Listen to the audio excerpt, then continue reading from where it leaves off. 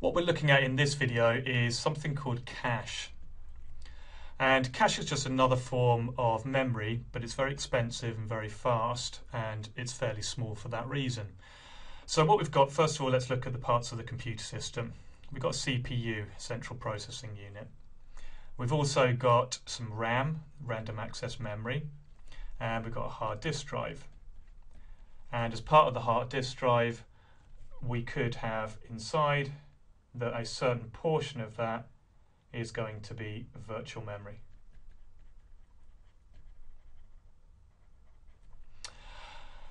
Now, what we also have is something called cache, and cache sits very closely to the CPU, probably on the same chip.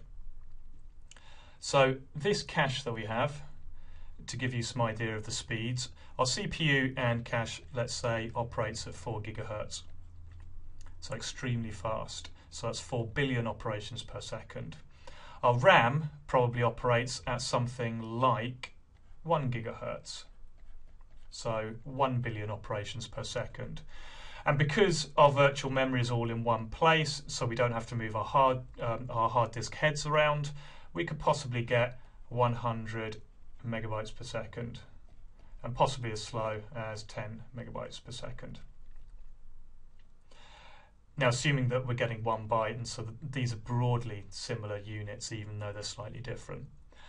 So what we've got on this CPU, and actually the CPU, this will all be on one chip, so I'll just draw these dotted lines around it.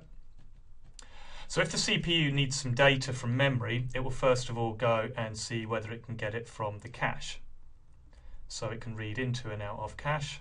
So it first of all tries the cache. That will be extremely fast. If it can't get it from the cache, it will go off to the RAM. Now, if it keeps on having to do this and it's not a very efficient program that's going on, then potentially you could be losing 75% of your speed. So you could slow your processor down to just 25% of its speed if it has to constantly get out of RAM. And this is why programs loading up often take a long time. And then finally, it's got to go to the hard disk, and again, this will be where your programs originally are coming from, or it's going to have to actually get them off the hard disk itself. And this is obviously going to be extremely slow, slightly faster from virtual memory because it's all in one place. If it's randomly got to go over the hard disk, even slower again. So even though your processor may be extremely quick and able to cope with the graphics of a game and complicated artificial intelligence, even though it can do all of this quickly, you all know and have experienced when it tries to get something off the hard disk, you load a program for the first time, or you're booting your computer, everything's coming off the hard disk. So although the processor may only be doing 10% of the work it can, your hard disk is slowing it all down. And so this is why we need and have cache, because as soon as possible we get stuff as close as possible to the CPU and running exceptionally quickly. And that's why we have 4 different types of memory, really to do with the cost of each of the types of memory and how much of that type of memory we need.